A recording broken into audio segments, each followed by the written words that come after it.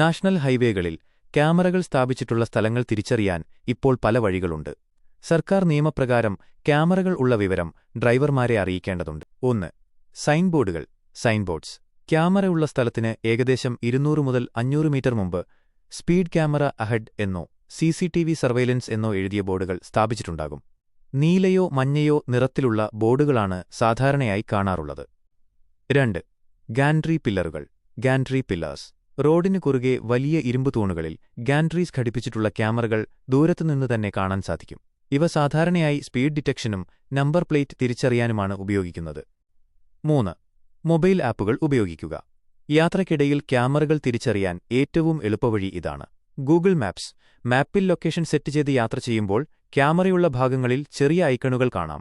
കൂടാതെ ആ ഏരിയ എത്തുമ്പോൾ വോയ്സ് അസിസ്റ്റന്റ് മുന്നറിയിപ്പ് നൽകുകയും ചെയ്യും. Wise app. ട്രാഫിക് വിവരങ്ങൾക്കും ക്യാമറകൾക്കും വേണ്ടി ഏറ്റവും മികച്ച ആപ്പുകളിൽ ഒന്നാണിത്.